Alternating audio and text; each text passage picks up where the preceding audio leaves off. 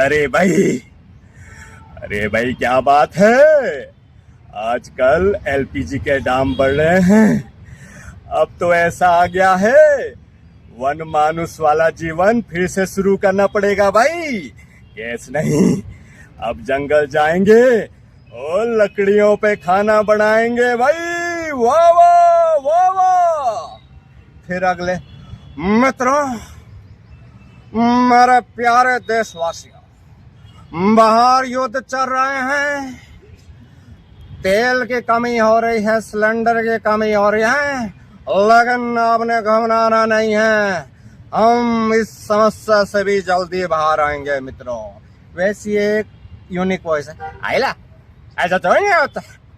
हाँ, ठंड खत्म हो गई, गर्मी आ गई, लेकिन सिलेंडर ही नहीं है। प्रणाम, नमस्कार। पहाड़ दूरदर्शन न्यूज चैनल पर आप सभी दर्शकों का एक बार फिर से स्वागत है और मैं हूं आपके साथ रितिका शाह। आज मैं देहरादून में मौजूद हूं और हमारे साथ एक ऐसे खास मेहमान मौजूद है जिनके बारे में जानने के लिए आप भी उत्सुक होंगे।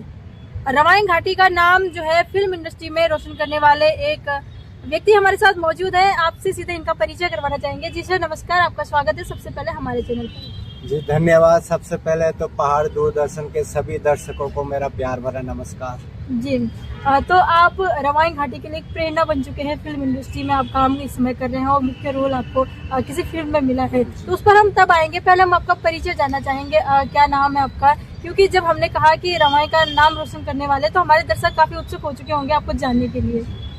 जी, सबसे पहले तो मेरा नाम दुर्गेश नोटियाल है और सोशल मीडिया में मुझे लेंचो नाम से भी जाना जाता है, दुर्गेश लेंचो।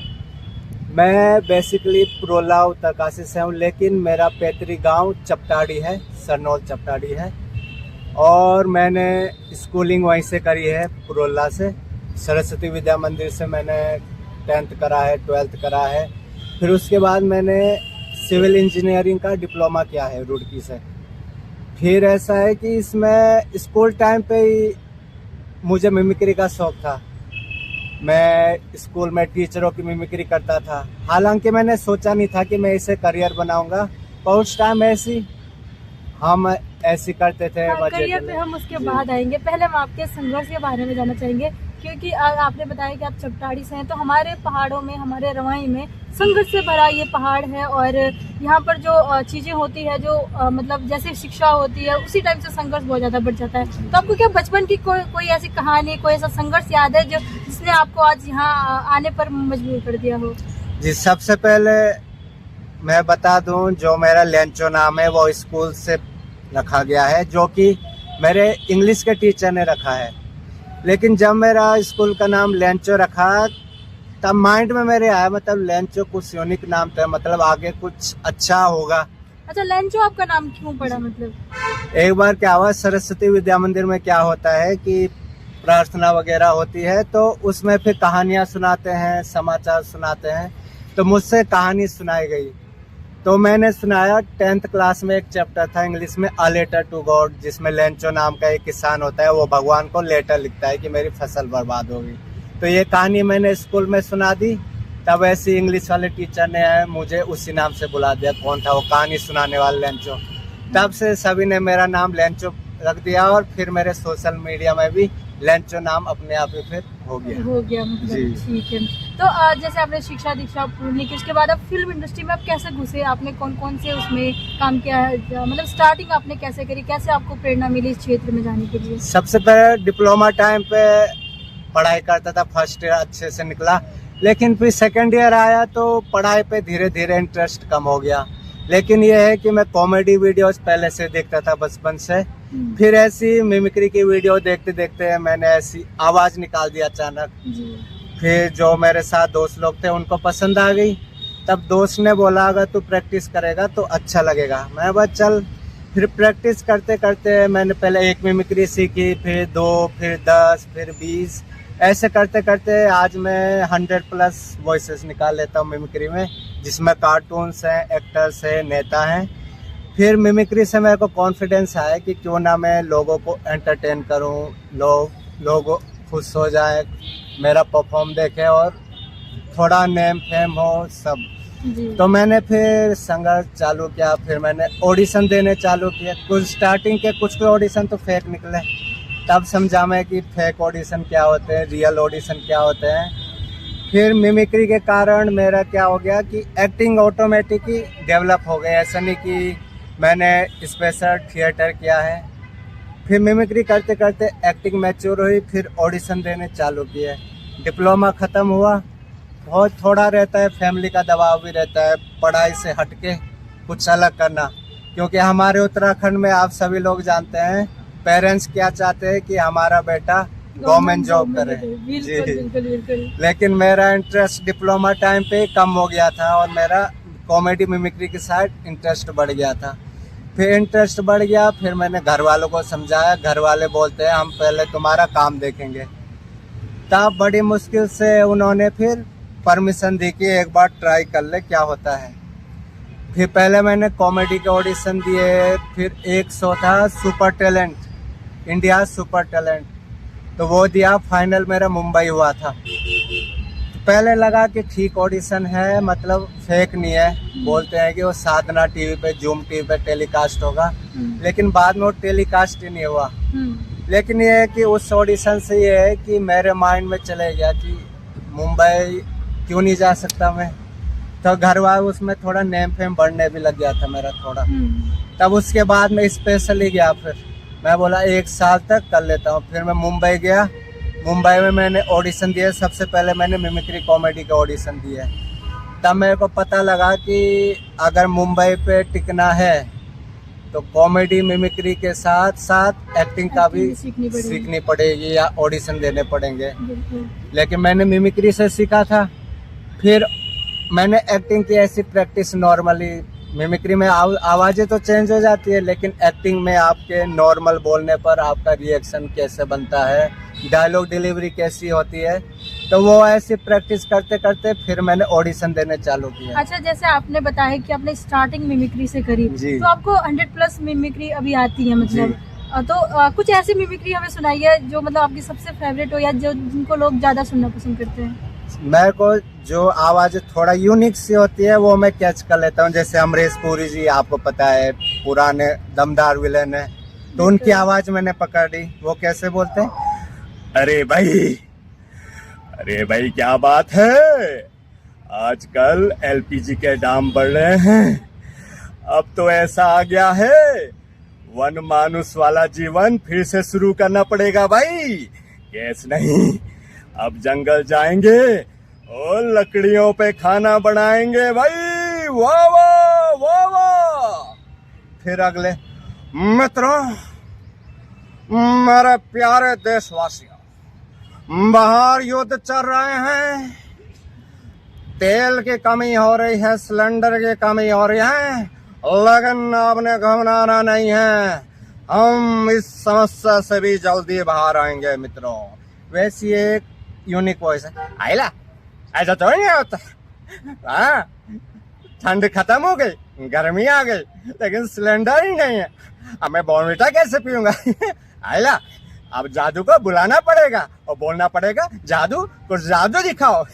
आइला, हमें तो अपनों ने लूटा के रोपे कहा जब था, मेरी किस्ती वहां डूबी, हरे जाके दारे दारे बेकेसर का जब था, फिर पाट मसाला। अब आपने सुना होगा, मैं बच्चे भी मेरे से काफी अट्रैक्ट हो जाते हैं, तो मोटू पतलू आप लोगों ने देखा होगा। उसकी सबका फेवरेट, बचपन में सबका फेवरेट होता है जी। उसकी कुछ झलकियां प्रस्तुत करूंगा।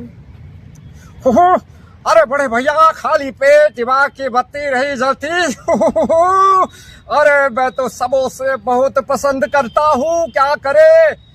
वैसे तो मुझे जलेबी बहुत पसंद है मोटू, लेकिन मैं कभी भी कुछ भी खा लेता हूँ मोटू। जान बनेगा जान, मुझको रोकेगा कौन, मैं आऊंगा सारे सिलेंडर चुरा के ले जाऊंगा। वाह बॉस, मजा आ गया। अरे बाबा, सिलेंडर चुराने का हमारा 20 साल का तजुर्बा है। अरे बाबा, ओ यार मेरे प्राव, मेरे भाई, ओ यार ऐसी मशीन बनाऊंगा मेरे भाई, ओ यार सिलेंडर की जरूरत ही नहीं पड़ेगी मेरे यार। इसमें क्या चिंगम के जंगल से बचना इम्पॉसिबल। इम्पॉसिबल। तो ऐसे मैं मिमिक्री काफी अलग अलग करता हूँ। काफी अलग और काफी यूनिक, और साथ साथ में सबसे अच्छी मुझे जो बात लगी है वो ये लगी है कि आप वर्तमान जो स्थिति को वो मिमिक्री में ढालते हो। जैसे आपने जी। सिलेंडर की बात करी और गर्मी की बात करी, तो ये काफी मतलब यूनिक है और वायरल भी बहुत जल्दी हो जाती होंगी ऐसी चीजें, मतलब जी। जो कि वर्तमान समय में, क्योंकि बहुत से एक्टर ऐसे बहुत से मिमिक्री करने वाले ऐसे होते हैं जो पुराने ही डायलॉग, घिसे पीटे डायलॉग फिर बार बार बोलते जाते हैं। तो आपने काफी यूनिक किया और काफी अच्छा मुझे लगा बेसिकली। और अगर हम बात करेंगे एक्टिंग की, तो आपने कहा कि एक्टिंग में आप काफी सीरियल में रहा, फेक जी। और रियल, मतलब उस पर भी आपने थोड़ा बातचीत कर। जैसे फेक कैसे होते हैं, जैसे अगर आप किसी फील्ड में जाओ, जैसे आप एक्टिंग के फील्ड में गए जी। और आपके जैसे ही कोई और युवा हो जो एक्टिंग के फील्ड में जा रहे हैं, तो उनको मतलब फेक और ओरिजिनल में कैसे आप उनका अंतर दिखाएंगे मतलब? जी, सबसे पहले तो जहाँ हम ऑडिशन करने जाते हैं तो लोग पूछते हैं आप कहाँ से हो। जैसे उत्तराखंड बोल दिया तो वो सोचते यार ये तो भोले लोग हैं, चलो। तब वो फॉर्म भराते हैं, तब बोलते हैं कि चलो भाई फॉर्म का रजिस्ट्रेशन चार्ज पड़ेगा 1000 रुपये। तो ऐसे करते करते फिर बोलेंगे आपका अगला राउंड है, टीवी राउंड है, इसमें आपको इतने रुपए देने पड़ेंगे, हम आपका वो करेंगे। लेकिन जहाँ पे आपको जेब से खर्चा करके पैसा लगा के आप ऑडिशन दे रहे हो, तो ये समझो कि फेक है। क्योंकि काम की तलाश तो उनको होती है, मतलब उनको नीड होती है एक्टरों की जो जिनसे टीआरपी बढ़े, और उन्होंने हमको पैसे देने चाहिए और वो हमसे मांगते हैं। तो जहाँ आपकी जेब ढीली हुई तो समझ लो कि फेक ऑडिशन है। वहाँ पे आपको किसी भी प्रकार का चार्ज नहीं पड़ता है, बस आपका वो देखते हैं डायलॉग डिलीवरी कैसी है, आपका कॉन्फिडेंस कैसा है और कैमरा फेस आपका कैसा है, ये निर्भर करता अच्छा, है। मतलब ये फेक और ओरिजिनल में ये डिफरेंट है, ठीक है। तो जैसे आपने बताया कि आपने एक्टिंग लाइन में जैसे कदम रखा, तो आपने कुछ सीरियलों में भी काम किया। कैसे कैसे टाइप के सीरियलों में आपने काम किया अभी तक? जी, सुना होगा आपने सावधान इंडिया, उसी बेस पे एक सीरियल था क्राइम वर्ल्ड, शिमारो टीवी पे। बिल्कुल। तो उसके मैंने कुछ एपिसोड किए थे। तो स्टार्टिंग हालांकि अपने पहाड़ से मुंबई में जाके नए लोगों को एकदम से काम नहीं मिलता है, स्ट्रगल बहुत होता है। स्ट्रगल बहुत है। कोई कोई तो ऐसे लोग हैं 20 साल हो गए उनको टीवी में खड़ा तक नहीं दिखाया गया। ऐसे लोग तरस रहे हैं कि हमें टीवी पे आना है। लेकिन वही है, आपका कॉन्फिडेंस निर्भर करता है और आपका ऑडिशन की एनर्जी, कॉन्फिडेंस सब वो देखने के बाद अगर आपका सिलेक्शन होता है तो आपको अपने पूरा दम दिखा के वो काम करना पड़ता है ताकि आपका सिलेक्शन आगे हो। फिर मैंने सीरियल से थोड़ा और काम में बढ़ोतरी हुई, फिर धीरे धीरे और ऑडिशन स्टार्ट करे। फिर मैं प्रोडक्शन हाउस में पहुंचा, फिल्मी झलक इंटरनेशनल। फिर वहाँ पे जो मेरी मूवी आ रही है स्मार्ट किलर, उसका मैंने ऑडिशन दिया। तो प्रोड्यूसर सर को मेरा ऑडिशन अच्छा लगा और भोलापन भी अच्छा लगा। लेकिन फिर उन्होंने मेरा कॉन्फिडेंस देखा, मैंने मिमिक्री भी सुनाई उनको, तो उनको लगा कि ये फेस भी इनका अच्छा है, मतलब ये कुछ आगे कर सकते हैं अच्छा काम। तो मुझे फिर इस प्रकार से फिल्म स्मार्ट किलर में लीड एक्टर का रोल मिला है। और अब मूवी बहुत जल्द रिलीज होने वाली है। मुंबई में मूवी रिलीज हो चुकी है अब उत्तराखंड अच्छा, के जो बाद। ये स्मार्ट किलर नाम दिया है तो काफी डेंजरस नाम है। जी। और इस मतलब जैसे आपकी जो कहानी है, जो फिल्म है, उसकी मैं थोड़ी शॉर्ट स्टोरी सुनना चाहूंगी। मतलब क्या कुछ उसमें है, स्मार्ट किलर उसको नाम दिया गया है? जो हमारी फिल्म स्मार्ट किलर है वो पारिवारिक ड्रामा है, सस्पेंस है, थ्रिलर है। और इस पे आपको देखने को मिलेगी बदले की दिलचस्प कहानी। इस फिल्म में हर रिश्ता दिलो जान से निभाया जाता है, चाहे वो रिश्ता प्यार का हो या नफरत का, दोस्ती का हो या दुश्मन का। इसमें आपको जो फिल्म के गाने वो 90s के गाने मिलेंगे, जो पहले रोमांटिक गाने आते थे, तो आपको उस टाइप के गाने दिखेंगे और हल्का उसमें साउथ का ट्विस्ट भी दिखेगा। तो नकोश इसमें मार्केट के एक्टर है, जैसे हेमंत विजय सर है, टार्जन मूवी आई थी इनकी, रमेश गोयल सर हैं, पूजा डडवाल हैं। तो ऐसे नए एक्टरों पुराने एक्टरों के मिश्रण से ये मूवी में काम हुआ है। अब देखते हैं अब मूवी का क्या रिस्पॉन्स अच्छा, रहता ये है। मूवी जो है ये मुंबई में रिलीज हो चुकी है, जैसे जी। मैंने देखा था, सुना था, पढ़ा था। जी। तो जैसे उत्तराखंड के आप हैं, उत्तरकाशी के आप हैं, जी। तो यहाँ के जो लोकल प्रतिनिधि है, जनप्रतिनिधि है, यहाँ की लोकल सरकार है, उन्होंने क्या आपको कुछ मतलब कुछ सहयोग किया है या फिर अभी कुछ सोच रहे हैं आगे करने का? आप तक कुछ सहयोग की बात हुई है? फिलहाल तो अभी कोई बात नहीं हुई है, बाकी अभी आप लोगों के आशीर्वाद से अगर पिक्चर रिलीज हुई, अच्छी चली, तो क्या पता, उम्मीद करते हैं आगे सरकार का कुछ योगदान आए। जी। और उत्तराखंड में आपकी फिल्म अभी तक रिलीज नहीं हुई है क्या? नहीं। कब तक होगी, मतलब क्या कुछ उसकी वो है? पता अभी मूवीज का जो क्रेसेस है, धुरंधर 2 आप लोगों को पता है कितनी हिट रही है। धुरंधर फर्स्ट जब आई तो उसके आसपास कोई मूवी रिलीज नहीं हुई, इतनी क्रेज भयंकर था। वो मूवी चली है। बिल्कुल, बिल्कुल। अब धुरंधर 2 भी आ रही है। अब हॉल वालों पे भी डिसाइड करता है कि जो मूवी चलेगी वो उनको दिखाएंगे।